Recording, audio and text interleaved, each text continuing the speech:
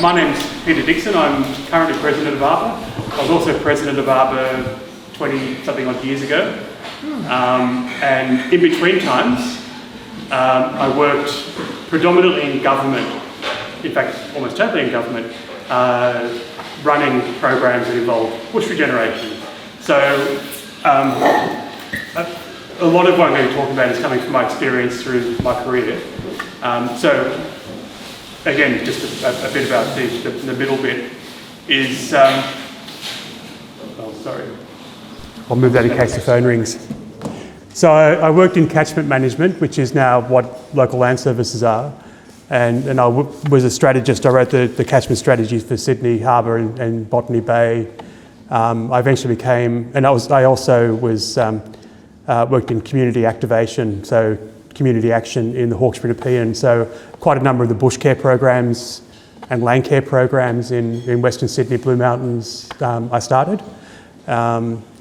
And later on I became General Manager of Sydney Metro Catchment Management Authority, and then for 16 years, I ran the New South Wales Environmental Trust, which is the big grant-making body. So I was very involved in government programs that drove regen. And the reason I wasn't involved in AABR for all those middle years is I've got a very, very strong passion around probity and governance. And I didn't want to have any perception of people thinking that I was trying to influence for the organisation that I belong to. And you know, I've always been a very strong advocate for bush regen, and within government, I pushed a lot of policy, a lot of programs to actually include good practice, best practice regen, facilitate natural regeneration over planting, and basically normalising the idea of bush regeneration. So that's where I'm coming from. I left government in 2019 to become self-unemployed.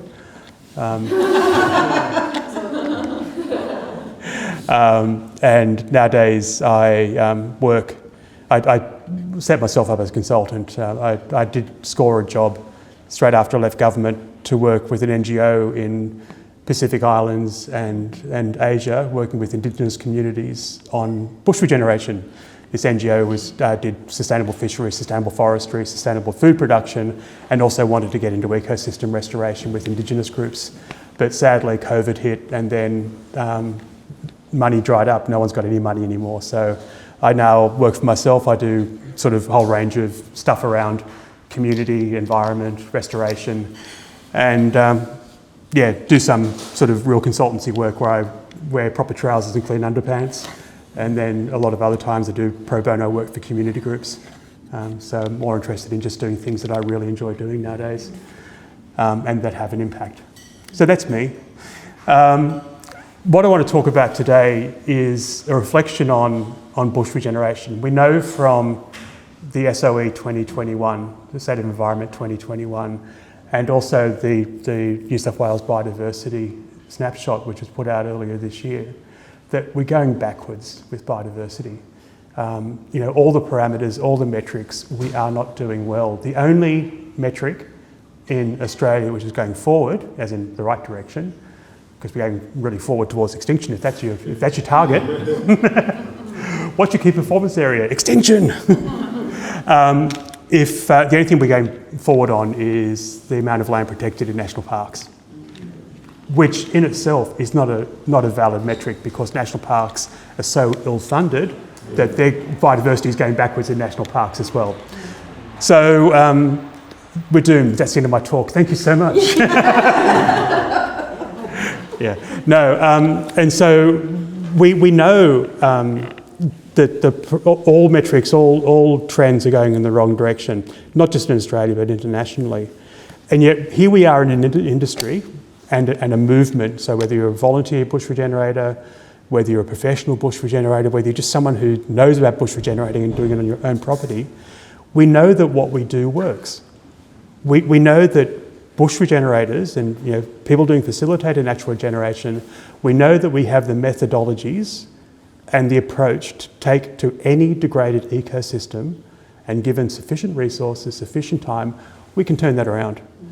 I would argue there is not one ecosystem in probably the world, but definitely in Australia, that a bush regeneration approach wouldn't work on. True, we might need to work out some new methodologies, some new techniques, some new approaches, seasonal stuff, use of fire, changing nutrients, whatever. But the basic methodology, the basic philosophy of bush regeneration works everywhere. And I think all of us intrinsically know that. I think all of us have worked on projects where you can actually see, especially if you've worked on sites for 2, 3, 4 years, or 50 years, we know that there are methodologies that work, that you can see year by year, your interventions have responses. And if you could do that for enough length of time, that ecosystem would be restored. Now, given that, why are we going backwards? And that's what I really want to tease out today. So if it's okay with you, what I might do is just riff on for maybe 10, 15 minutes, and then I'd like to throw open to a discussion to talk about some of the factors which are, and I'll talk about some of the factors too, but some of the reasons why we aren't winning, but also what are some of the strategies and some of the tactics that we can use to start turning that around. Because I really want to tease out the idea of, instead of bush regenerators just being the bottom of the pecking order, the victims, I want to make us the power so that we can influence, because we are, either as volunteers or as professional regenerators, we are at the beck and call of those who resource the work, unless you are doing stuff on your own property, like I am. And if anyone you want to volunteer on my property on the mid-north coast, I'll swap curries for bush regeneration. But unless we are running our own programs, we are at the beck and call of those who are resources. So in that respect, that's what I mean by we're victims. How can we, as the people who respond to the need and then whatever's given to us, how can we change the situation? So that's the sort of stuff I want to tease out. So 50 years. It's about 50 years since the first contract bush regeneration happened in Mossman. 2 gals, the Bradley sisters, got a contract with Mossman Council to do bush regeneration. And bush regeneration those days looked very different to what we do today. And this is another point I want to bring up in a few minutes, but it was even then recognised as a valid and viable technique to manage bushland. And this was without significant research being done to the date, and it was with no history of an industry. Mossman Council and the Bradleys were really putting themselves out there to actually test this as a new way to manage bushland in Sydney. And also as revolutionary because it was the first time that a government organisation recognised the need to restore bush. Before that, there would have been people who got that there were weeds and got there were native plants and the fire was different to what it used to be, but it wasn't really seen as necessarily a problem. And so, it's great. We've had that since for 50 years, and the first bush care program started roughly the same time. Bush care in Mossman, bush care in Ku-ring-gai, bush care in places like Hornsby, Blue Mountain, Sutherland came a few years later. And so we now have virtually every council in New South Wales, virtually every land manager in New South Wales, whether it be national parks, state forests, Transport for New South Wales, Department of Education, universities are big landholders in New South Wales, all recognise what good quality bush is and what the degrading factors are. So we're at the position now where, in the 50 years, the knowledge and awareness has moved on, and yet the practice of governance of the management hasn't moved on. And so we're in a situation where even the people organisations that are set up for conservation do not put sufficient resources into their bushland, so national parks.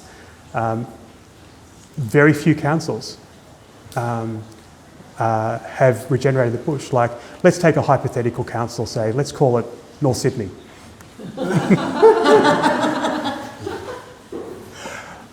Theoretically, hypothetically, 43 hectares of bush. Is that about right? 49? Oh, it's growing. 49 hectares of bush. Have been funding contract bush regeneration for 30 odd years. Since about 1980, 1979, 80, Yep. Has had a bush care program for almost the same length of time. Has staff have staff who manage programs and do. The first staff member was employed in 93, managed the bush care program. Yeah. All this is hypothetical, mind you. And yet, how many of your bushland reserves are just on maintenance now? Just on maintenance. Like how many would you say are fully regenerated? None are fully regenerated. Well, that's a hard. In other words, no. And then, There's significant recovery. there's been significant recovery. Yeah. And North Sydney, hypothetically, now the reason I brought it up is that they are probably the closest as an entity to having their bushland well managed. Other councils which are really active, like Ku-ring-gai, Hornsby, still been really active, but their bushland is nowhere near as progressed because the scale is bigger. Yes. Yeah, and so the problem which has come from this is that, the problem from this is that we know that to regenerate an ecosystem, to restore an ecosystem, to put it on the right trajectory, can take 50 or 60 years, or even 100 years, or 200 years for some forests, some ecosystems. But to actually walk away with a fair degree of confidence from pretty much any regen or re-veg project, you need a decade of intervention, of solid intervention with sufficient resources. From that stage on, it should just be walking along with the bush to make sure the trajectory carries on the right way.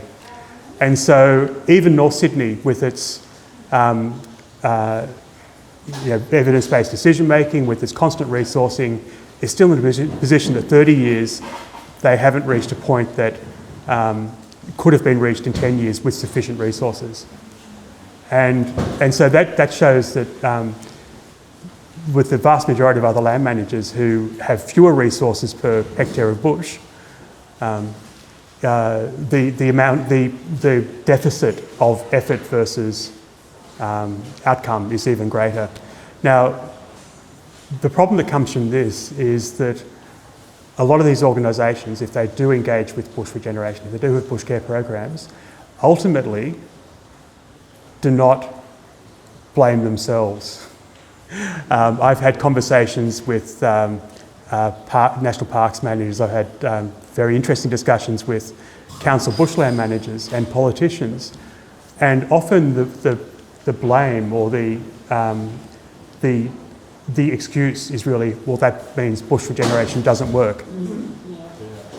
You know, oh, we gave $50,000 last year. Why haven't you done it yet?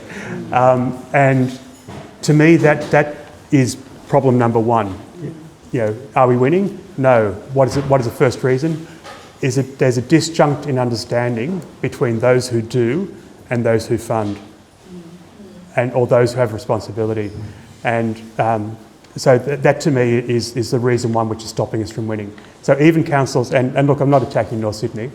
I think North Sydney is probably one of the best, if not the best, council that I've ever seen in terms of bushland management. But it just shows the scale of the issue. Yeah. That we can't assume that because we know it works and we're logical and we can communicate about the working, that there's going to be an understanding or even the same level of passion or willingness to resource as what we indicate that is needed. We also have a growing issue with, there's been a dumbing down of a lot of bush care programs and land care programs across Australia. So when you look at the decade of land care, which is the 1990s, 1988 to 1998, the decade of land care, which was a joint Australian Conservation Foundation, Bob Hawke announced it, Australian Labor Party. Bob Hawke planted this tree to announce the decade of land care. That tree had to be planted 4 times, by the way, because it kept on dying because people forgot to water it. And the 4th time it succeeded, it's surviving. But that decade was a magic time for restoration ecology. This is when I was president last time. And what we really saw in that decade was a desire to do things better, to actually learn and understand how we could manipulate ecosystems to restore them. So I'll stand up for a while. I've got to sit down. I've got myopericarditis at the moment. I've got the virus, which has damaged my heart. So if I fall over, that's why I'm sitting down. So if I fall down, it's these bastards from Newcastle. And look, you've mucked up the focus. Virginia had to move the camera. I'm sorry, Virginia. It wasn't my fault. Worse things have happened at Yeah. The decade of Landcare was actually a magic time because there was actually an open willingness to explore new ways of doing things. So you had people in government who didn't know about bush regeneration, didn't really know about restoring ecosystems, just suddenly went, we need to learn how to do this. And the community effort, the amount of people who came out of the woodwork who had never done anything to do with restoring bushland before, jumped in and with a passion and did amazing things. And there was a true relationship between government and the community. And what also built up during that time was the contract industry within bush regeneration, because there was a realisation that while volunteering was critical, and I still say that, you know, I think volunteer bush regeneration is just as critical as professional bush regeneration. You know, we can't say one's more important than the other. We can't say that, you know, what we've got to do, we are the one movement. That's what I want to say. But what the realisation was that even with the amount of volunteers, the amount of time people could put in, we still needed a professional workforce to help break the back of the problems, to help work with the volunteers to drive the progression till the volunteers could maintain the ecosystems. And so there was this real hand-in-glove evolution of bush regeneration in those times. And what happened was that there was a demand within councils, there was a demand in agencies to employ people as bushland managers, as decision makers, who had a bush regeneration background. And I would say in the 90s, probably a good 50 to 60% of bushland managers and bush care officers in councils came from bush regeneration. And so there was this understanding amongst clients, from a council perspective, the volunteers and the contractors, and the council staff. So they worked together, and they could change methodologies, they could change approaches in certain bits of bushland because they all just wanted to see it work. What we see nowadays is that a lot of the people employed in the non-regen side of bushland management, so the people who manage the national parks, the people who manage bushland for councils, don't have a bush regeneration background.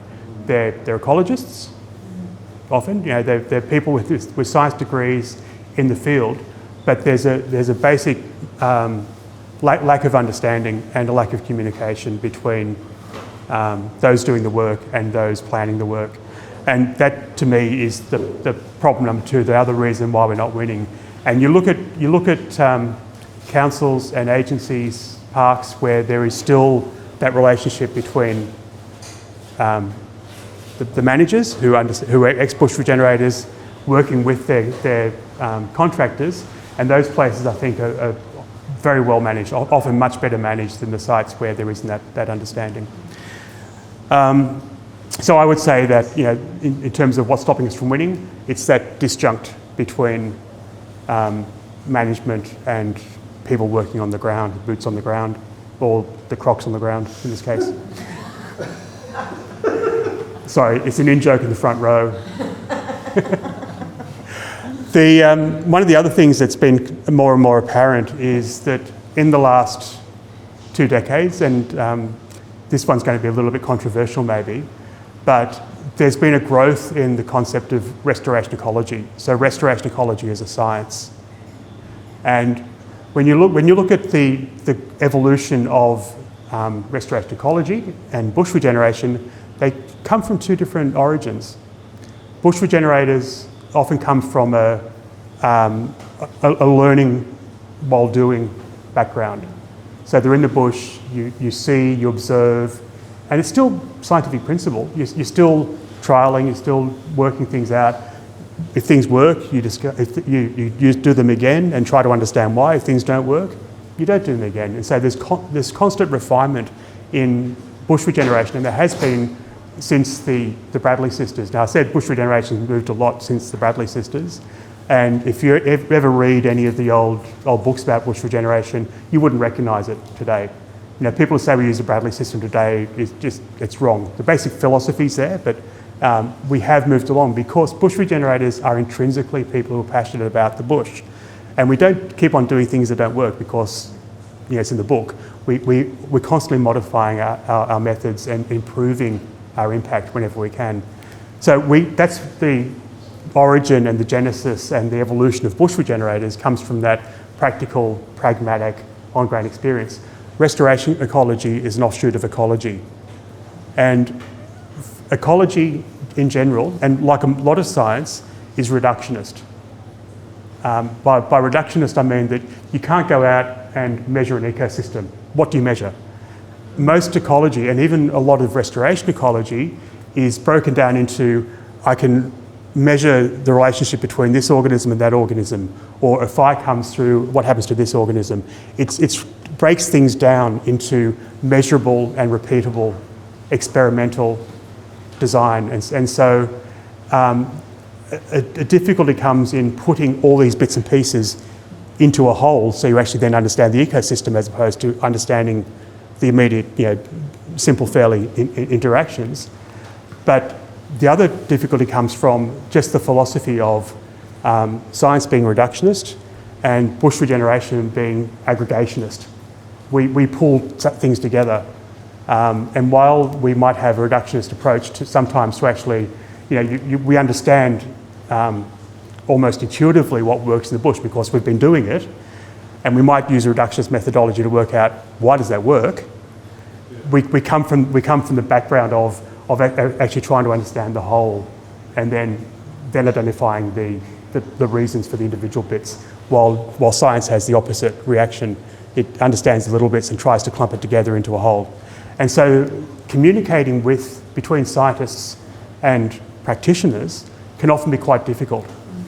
But unfortunately, in a lot of cases, in what I've observed in my career, is that often the scientists, and I used the word sexy this morning in my introduction, it's a much sexier idea, concept. You know, we're grubby, smelly, scratched, tick-bitten, leech, sucked dry, smelly things from the bush, while these people have lab coats. and often they're the ones that get the ear of government, and they're seen as being there's more likelihood of them being influencers of policymakers, of funders, of resources within government.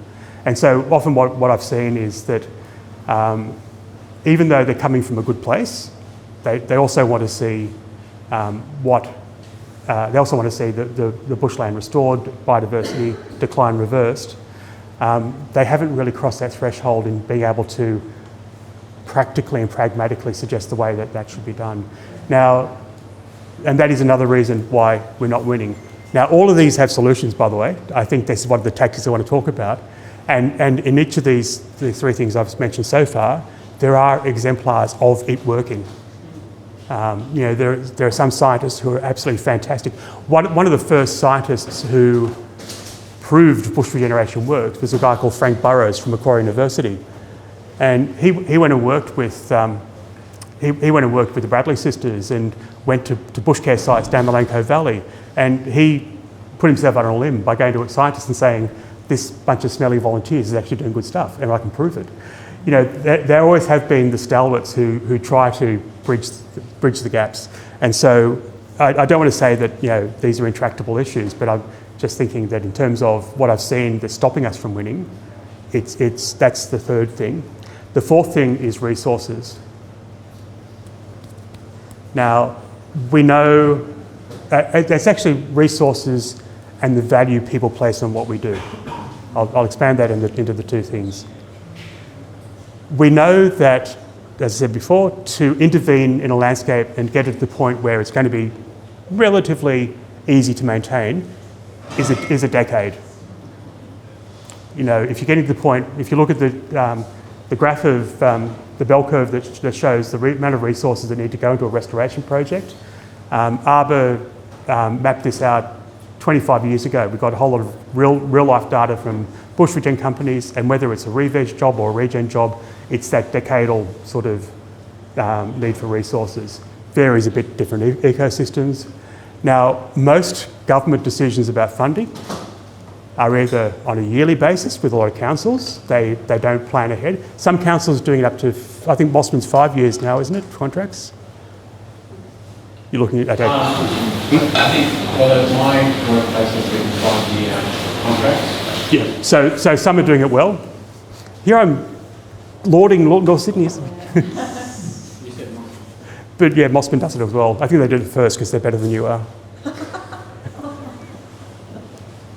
But there are still councils who are doing yearly budget allocations of bush regeneration, and it varies, and sometimes it doesn't occur with these other priorities. And so there's that problem about the stochastic decision making impacting whether bush regeneration can continue on. There's also, when you look at most grants go for 3 years. Now, if you look at that bell curve of how long it takes to restore and put an area into sort of maintenance mode, the highest level of resources needed to be put into a project is usually about at the end of year 3.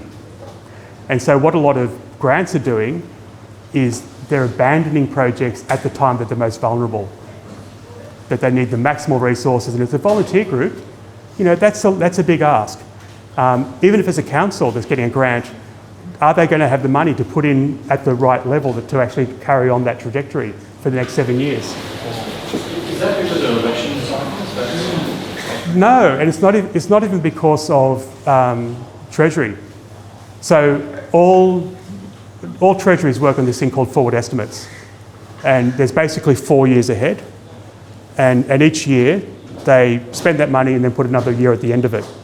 And so most governments actually operate budgeting 4 years ahead. It can change at any time. It's not written in stone, but it is actually a fairly long-term planning idea. The 3 years came from God knows where. Right around the world, most grants go for 3 years. Back when I was heading up the Environmental Trust, we decided to see what would happen if we did things differently, and we laid out some 5-year projects, and we found that a 5-year project had 2.5, 3 times more the benefit than a 3-year project, just having that bit of extra longevity. And then we went for 10-year projects, and some of those are finishing now, and the benefit of that investment was like an order of magnitude more in a lot of cases, because just having the ability to plan what you needed to do, again, whether it's volunteer group, Landcare group, council, agency, whoever, just being able to plan with confidence a restoration project of a decade meant that the outcomes were much, much better. And also maintain the enthusiasm. What they also found, sorry, it's hard to lose ownership of these things. Yeah. The other thing is, well, maintaining the same contractor on the site as well. Sometimes is a methodology coming in and changing regularly actually changes what works are being done on this thing. I've seen it. I've worked on this site. So we work on long-term. My boss has had a site for almost, I think we volunteers as well for like close to 20 years on one site. Okay. That's up in Currajong. So they've had this site for ages, but they had another site where the contractors changed. The council changed and they do long-term now, but there was yearly contracts and the methods changed regularly, and it messed up a lot of the actual site. Yeah, I've seen both concepts work, and I've seen both concepts fail. I've seen some long-term contracts people have gotten a bit stale on the site, and having new contractors in has actually done wonders. And I've seen other areas where having consistency works really well. So I think it comes down to site and contractor and understanding, and also just that idea of constantly understanding. A bushland manager should know if something's working as well as it should be. Some people just see it as just some time to get it done. They're out there contractors that come in and just go, we need to hit target, instead of actual nurture. Yes. And it just kind of destroys all the nurture that spins underfoot. And so in terms of resourcing, I would argue, and I did used to argue this in government, that unless you have the money to actually get to that decadal investment, fund for 10 years, a lot of cases it's better not to start.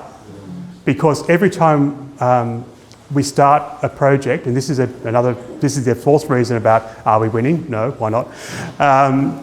Every time we start a project and do 3 years intervention into it, and we excite the resilience of the ecosystem, we get all that seed bank coming up, and then walk away and the weeds come back in, the bush is in a worse condition than it was. We don't have the resilience anymore.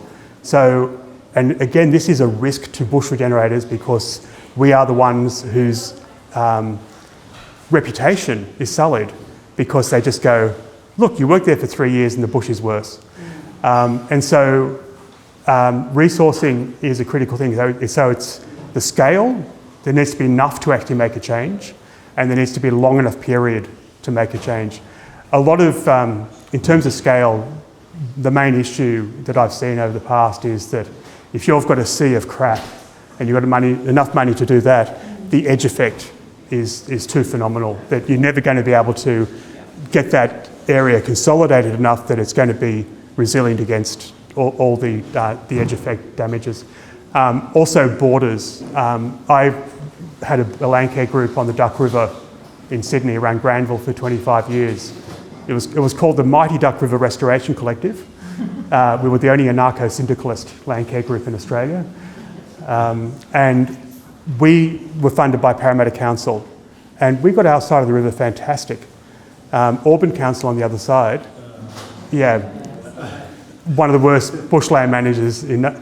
We couldn't keep up with the weeds coming across from their side of the river. And so the idea of scale and also coordination and putting the resources in, I think is the fourth reason about why we're not winning. Now again, are any of these insurmountable? The answer is no. There are quite a few other little reasons, I think. And I might touch on the fifth one, then open the conversation. The fifth one, I think, is just the general philosophy of how we manage the bush. When you look at how we manage disasters, 95% of all money that government puts into disaster management is post hoc. It's after the flood, it's after the fire, it's after the cyclone, it's after a coalition government. Did I talk about politics?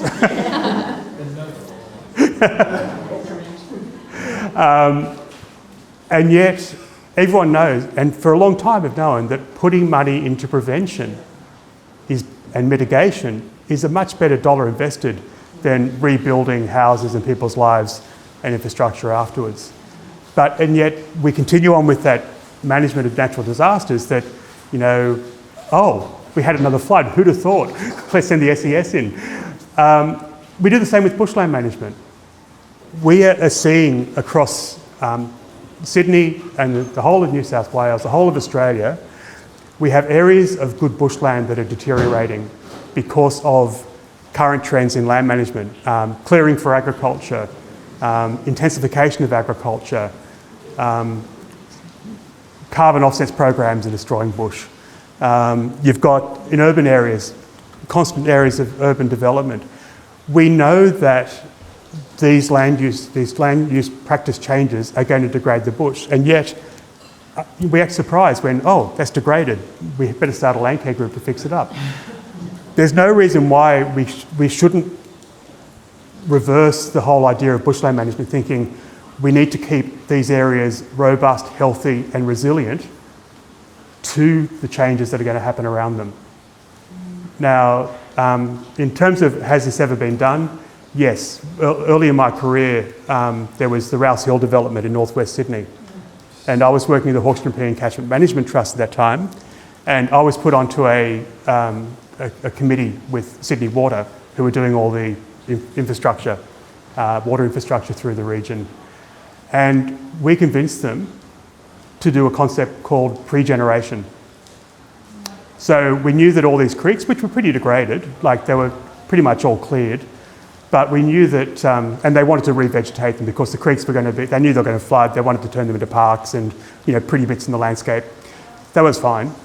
But we knew that putting a suburb, there's going to be more nutrients, more water, change fire regimes, etc. So instead of putting back the Cumberland Plain woodland that was there, think about what the area is going to change to in 10, 20 years' time. And so in a lot of the creeks in the Rouse Hill development, they planted Sydney dry rainforest. They planted the species that would have occurred along Cat-Eye Creek, for example. And so that plantings, because it was a horticultural landscape, it wasn't bush regen, but those horticultural landscapes were pre-adapted to the environmental change that was going to happen. So that was the only case that I know about where we've actually done what I call pre-generation, where we actually reverse the investment so that we make the bush more resilient to the change that we know is going to happen. So that's another reason we don't win in bush, because we keep on doing stuff that's going to reduce the resilience of currently good quality bush. So they're the sort of discussion openers that I wanted to throw to you, and hopefully not press you too much. But yeah, I want to throw open to discussion, because what I'd like to explore now, just in a second, Andrew, is any things that you might like to raise around those issues, other issues that you've seen about why we might not be successful as a movement or as a practice as you imagine we should be, and also some of the tactics, some of the strategies that collectively we might use.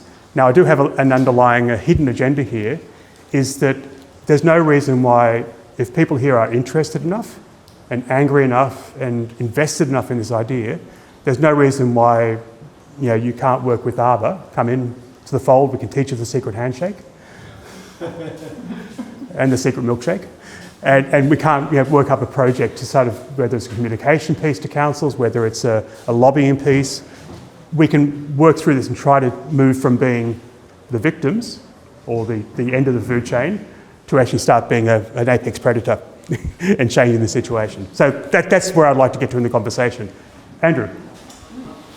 I've seen a synergy with the workshop this morning when we were talking about the restoration framework, etc. And I was on the table with principle 1, which is basically to make sure you're choosing the right reference group to work from. And one of the participants that came around, we're just looking at issues with that, was saying that with urbanisation, the nearest reference group isn't necessarily, just say it's dry sclerophyll surrounded by an urban area, pouring water and nutrients, nutrifying the area, then should we really be, trying to reach that ideal of that original community? And you were just saying then, you were convincing the Water Board to a type change, to choose the appropriate community for that area. So maybe that sort of thinking is probably a better spend, Yeah, there's a balance between perfection and pragmatism, but there's a danger between perfection and pragmatism, because if you have these, not compromise solutions, but these novel solutions, they can get weaponised too. So you can actually have people saying, oh, we shouldn't keep it as dry sparrow bushland because it's impossible, so let's just accept it's going to become rainforest and or whatever. So I think it's important that we do that, because it's not just with urbanisation and change, nutrient and water and fire, it's climate change. We're going to have some ecosystems that will not persist in their current form. The species might stay predominantly the same, but we're going to have woodlands turning into forests and forests turning into woodlands and grasslands turning into woodlands because of climate change. So religiously just putting everything back against a reference ecosystem might not always be the right thing to do. And that's a complex issue too, because as soon as we start compromising, people think the compromise is the norm.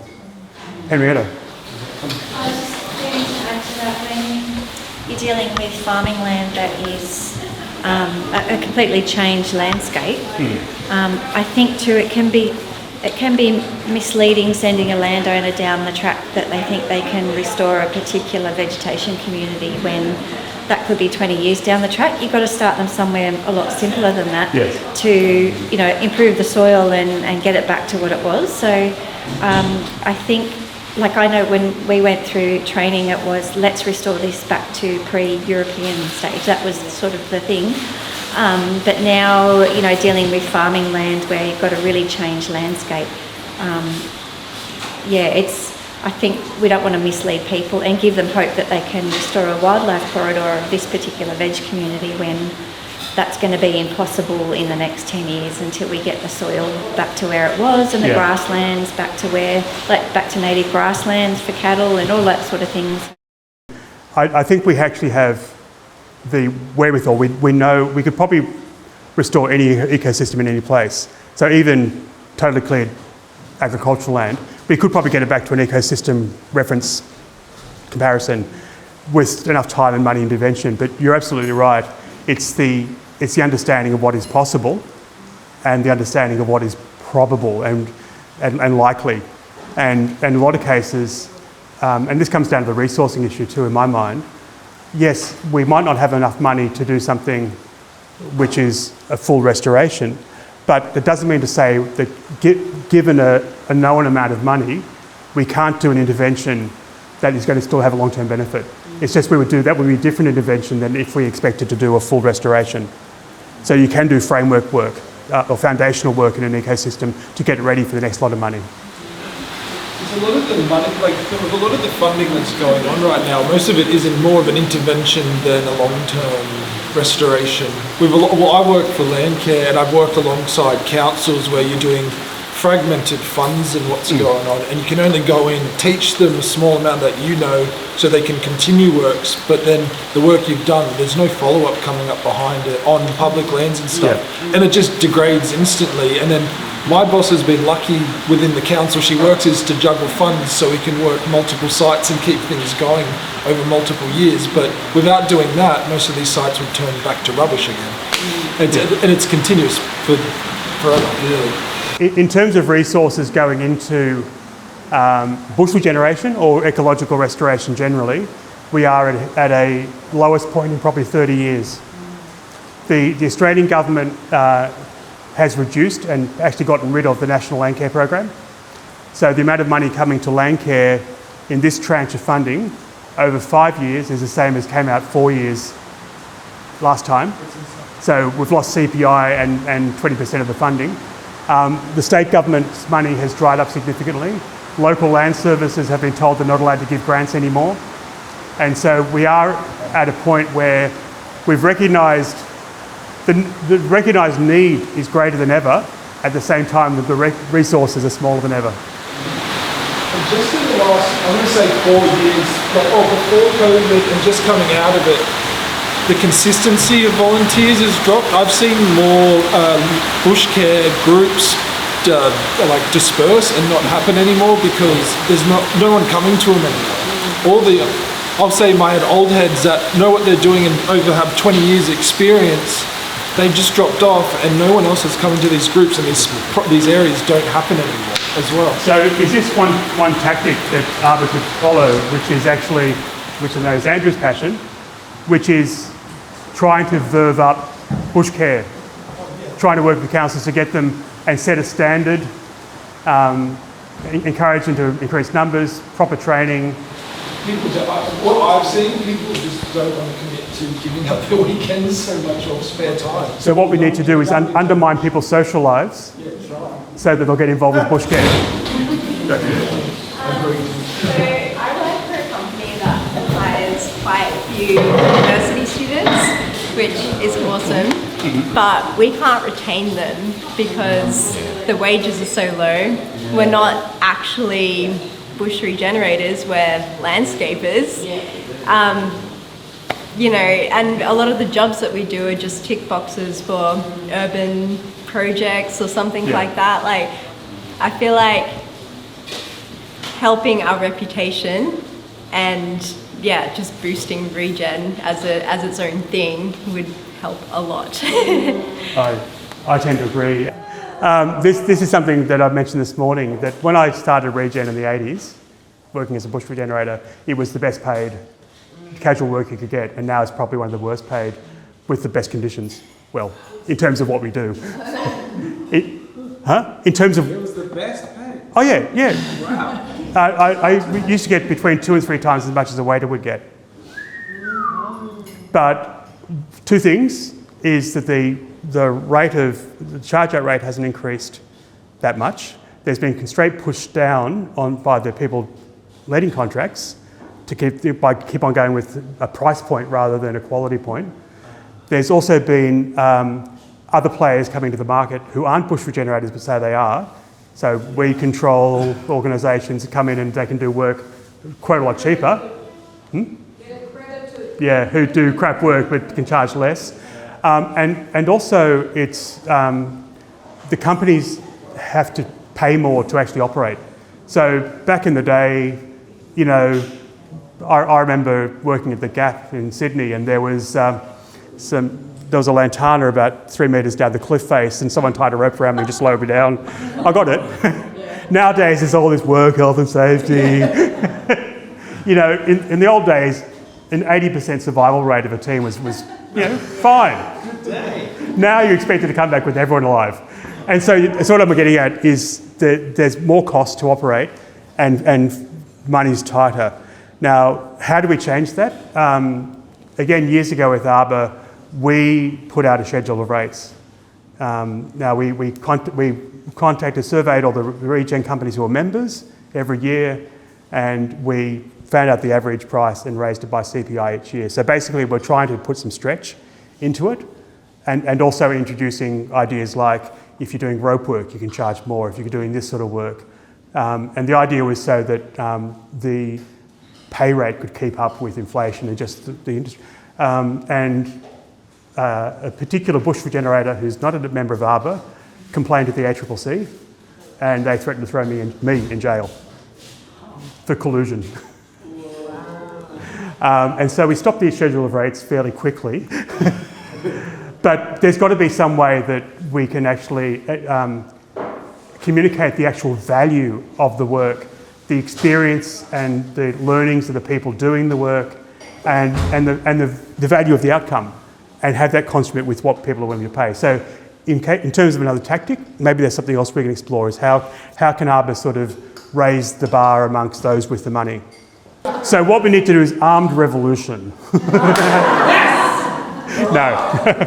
What I think one of the best tactics we could use is influence government, because if we can get the Department of Planning, who put the rehabilitation requirements onto mine approvals and make them outcomes based. At the moment, a lot of the mine approvals, the rehabilitation plan is output based. Yeah, at 5 years, you must have 30% tree cover, blah, blah, blah, blah, blah. If we had an outcome-based of ecological functionality and just say, okay, the mining companies have to keep on at it till they actually reach this ecological outcome, it's going to be cheaper for them to employ people that understand ecological restoration and employ bush regenerators than rather employing re-veg companies. And I think really, having done a few forays into mining area over the years, there's a lot of momentum and a lot of inertia in that side of things.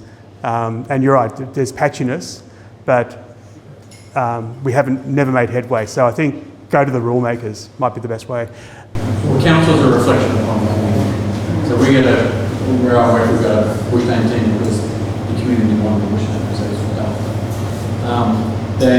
The benefit, I think, of some local governments is having, we got a rates base to pay, like we've got consistent funding to keep the reserves getting worked, to keep those contractors working, doing that work. And in some councils, like the one I work for, there's an environmental, which was a special levy. So that's where the community could pressure local government politicians to make sure that funding is constant. So we can always be looking after those reserves. Yeah. I do some of these corporate, like groupings, and it is development companies coming in and they take down each number of each tree they're putting in. But it's also a social and moral offset.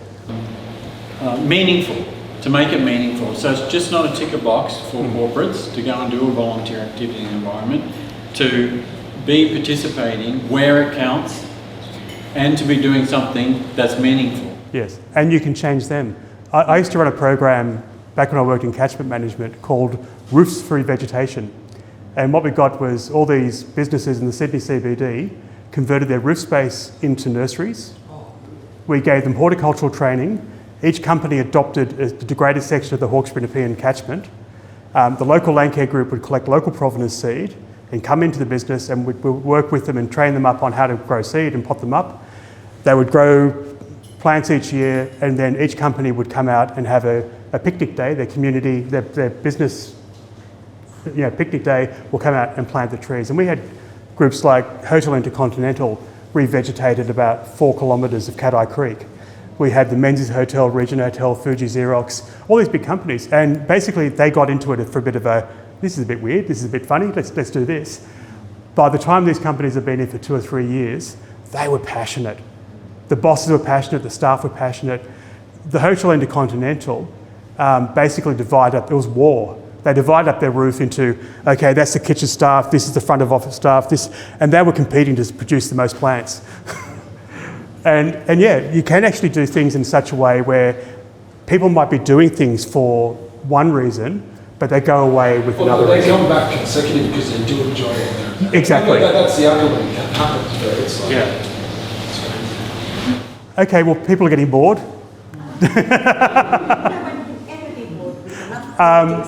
Thank you. I've got a few ideas here. I wasn't kidding. I know I'm fairly jocular and make light-hearted of things sometimes, but really Arbor is the members, and Arbor is the members working through Arbor to affect change. So, if you're passionate about this, please get involved. There's plenty of subcommittees, committees, and I know that just sounds, hey, get involved with the bureaucracy. But, it is a due process where we can affect change. And we do know that we need to affect change more than ever. And so I really implore you that this is a really big issue, that we know that what we do works. We know that we could impact a lot more if the governance of how bushland was managed just changed and was tweaked. And we talked about a few tactics today. There's probably dozens more where through communications, through lobbying, through information, through relationship building, we could probably change some of the fundamentals in some of the areas to make bush regeneration work in the given circumstances. And there's one thing that's universal: nothing succeeds like success. If we can get these exemplars of a mine site that's being done properly, or a council that's doing it absolutely properly, or whatever, that is then a weapon for other people to go, why aren't you like them? And so I really do implore you, please get involved with us. We don't bite, or I think she does. But yeah, thanks for coming. And also, if you have any other ideas or just want to chat, said it this morning, if you weren't there, my name and numbers plastered all over the Arbor website.